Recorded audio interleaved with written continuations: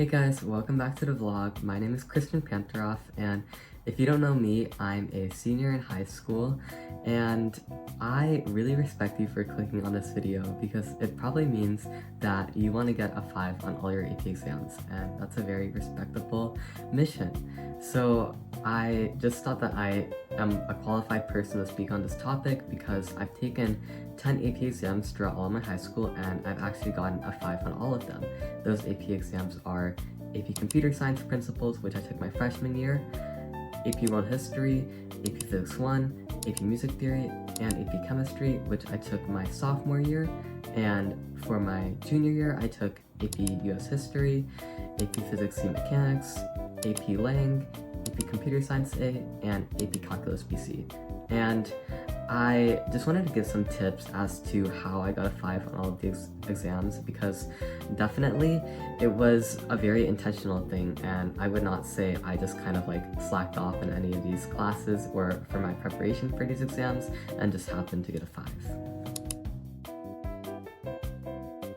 Now, just for some context, I go to a school that has block schedule. So basically what that means is that we have 4 classes a day, and our classes switch during the spring semester. So that does create some complications for taking AP classes, because that means if you are taking an AP class in the fall, you have already finished that course by winter, by December. So from January to May, you have to keep that content fresh in your mind while not taking the class. I didn't Christian here, and it's actually a completely different day because I'm not wearing the same clothes, but I really think that you should subscribe to my channel because right now we have 95 subscribers and only 6.8% of my viewers are subscribed. So if the other 93.2% of you guys subscribe, it would go from 95 subscribers to 1,397 subscribers. So I really think you should subscribe to my channel, and I would greatly appreciate it if we could get to that amazing number. So please subscribe, and it would honestly fill my heart with so much joy. So thank you, and back to the video. Step 1 of getting a 5 on all your AP exams is to pay attention in class. Now, I feel like that is a very kind of annoying thing to say, but it definitely does depend on your teacher for AP exams, and you could also be self-studying, which I haven't self-studied any of my exams, so I would say I'm not very qualified to give tips on doing that. But regardless of how good your teacher is, you can still definitely get a 5 on your exams. And regardless of how good they are, it's definitely very important to just pay attention in class. And I feel like it's shocking how little people do this. Like, even at my school, I've seen a lot of people kind of just like playing games during class or doing things like that. And sometimes it's nice to do that, but if you want to get a 5 on your exam, you're going to need to pay attention in class. And I remember seeing this graph where it was kind of showing like how many hours people need to study to get like passing score 5 on an AP exam versus their grade in the class. And the higher your grade was in that class, the less you would need to study because you already kind of know the content well. So that's just my little reason for just paying attention in class, because that will make your life easier when it's time to review. So onto reviewing. For my classes that I started taking in the fall, I would start my review literally in January, because if I finished that class by December, I wanted to still keep that material constantly fresh in my mind. And I will say this is a little bit idealized. I did not always follow through with my own ideals, but I had the intention of doing so. And for my classes that I started in the spring and ended in May, I would probably start my review at the very minimum in March. And I would actually recommend probably starting maybe even earlier, just like consistently reviewing from the start of that course in January.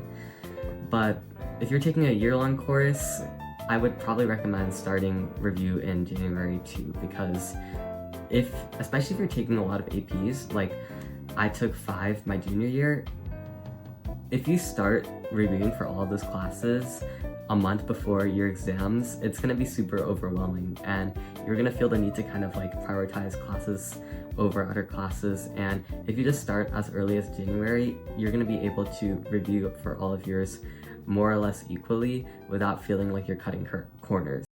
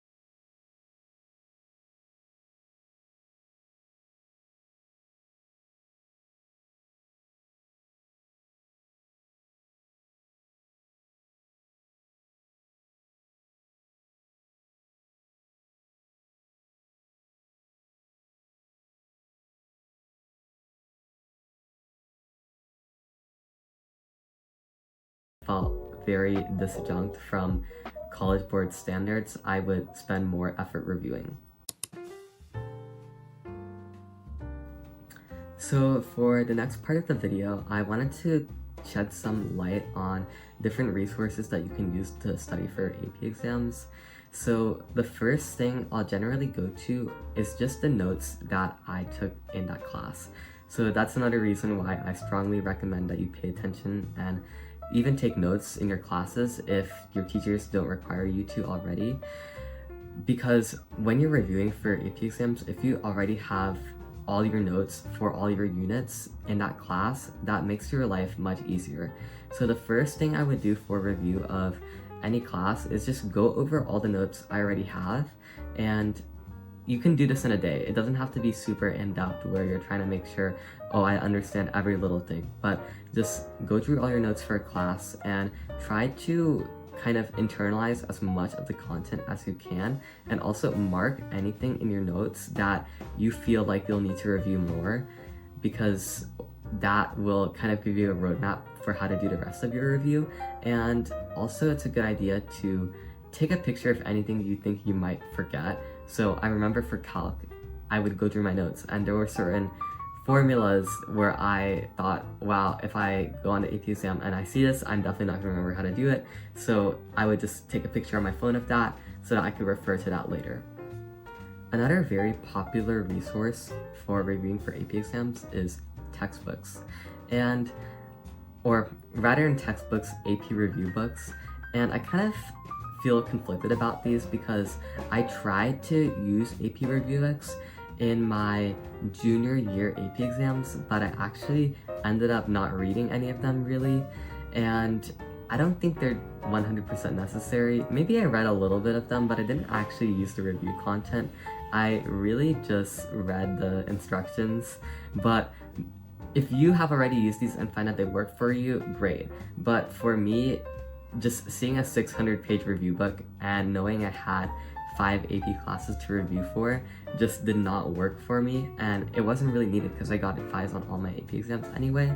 So unless you're in a very stressful situation where you feel like you're completely lost with the content, I would say you don't need to use these AP review books. There was actually one instance where I did use one, and that was for my AP chemistry exam, but the review book I used was a very short review book. I forgot what it's called. I'll put it on the screen if I can find it. And it was like 200 pages, and it wasn't for practice. It was just content review because that exam had a lot of content and I'd forgotten some of it. So I definitely like that style of review because I could just like read that book a couple of weeks before the exam and remember all the content. And it was presented in such a way where it did not feel redundant at all, and I felt like I was really maximizing my time with that review book. But I wouldn't say I feel that way with every review book, so I would kind of be cautious with how you spend your time on that. For the next review material I want to go over, let's talk about College Board's actual review materials. And I think this is one of the best ways to review for AP exams, and you'll hear the same thing for people when they talk about the SAT. So I think College Board should be your #1 source for AP exam review. And some great resources first are definitely their AP review videos. So I don't know if they're doing these every year, but I know from 2022 there are a lot of good videos on College Board's website that they have for every AP exam. And of course, for every AP class, they already have videos on every topic, but when you're reviewing, you probably aren't gonna have time to watch every video on every single topic because you'd basically just be reteaching yourself the content, which, assuming you paid attention in class, you probably don't need to do that. So I definitely love their kind of AP review series because for each class, it would be about maybe 6 to 8 1-hour-long videos, and you can watch these on 2x speed. And they go through a lot of practice problems and also just give you a general overview of the content broken down by unit. And sometimes they even go to the different types of questions that are on each AP exam. And I think that's super useful because it definitely feels kind of compressed, but it's coming straight from the source, from College Board. So they definitely know what they're talking about, and I definitely watch all these videos for all my AP classes and would actually kind of make a rotation where I would watch this video for this class on this day. And I know the actual videos, the new ones, came out like the month before the AP exams, but I would just watch like the ones from the previous year because then I could watch them earlier and not feel like I had to do that every night and could focus on other forms of review. But those are definitely a great source. And with College Board's other materials, I'd say you can definitely do like progress checks on AP Classroom, but I personally found the most useful other College Board resource to be just their practice exams. So, I mean, there's a certain amount of release ones for each class, but you can also find them online. I know someone a while back sent me a drive that had just so many practice AP exams or actual AP exams that were taken. There must have been like at least 10 to 20 for each class, and you probably don't need to do that many. Maybe 10 is a good maximum. I would say at least do 5, and especially if they're longer, I wouldn't say you necessarily have to do the whole practice exam in one day unless you really want to leading up to it. But generally, I would say a good idea is at least a month before you start taking your AP exams, start doing practice AP exam sections, and you can even start this 2 months before. But by doing these practice sections, you're really preparing yourself for the test. And also, it's very important to grade yourself after these sections and time yourself so that's realistic to the test. And I think this is honestly something that applies to every AP exam, and it's a really great thing to do this because this is how it's actually going to be on the exam. My last review resource that comes to mind for AP exams is Fiveable, and I guess by extension, any sort of other online resource. So I know for your AP history classes, there's Heimlich's History and anything like that. I think those are also good resources. Personally, I like to stick to mainly college boards materials and then also my notes from those classes, because I find that those are enough for me and I kind of don't want to be super redundant. But I know a lot of people have used 5 materials. I remember going on one of their like crash courses for an AP exam, and it was like a 5-hour thing like the night before, and honestly I felt kind of like I was wasting my time because it was very basic. But you know, I guess it just depends how good you feel with the content. Maybe if you feel really weak with it, like it could be helpful, but that's just another type of review material I wanted.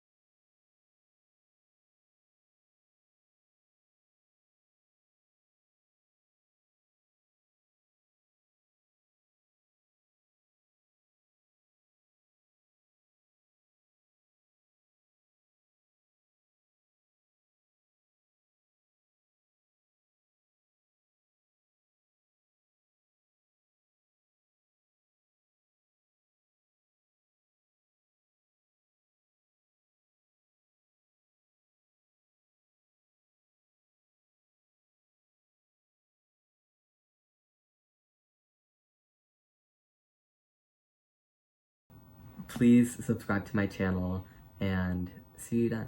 Bye.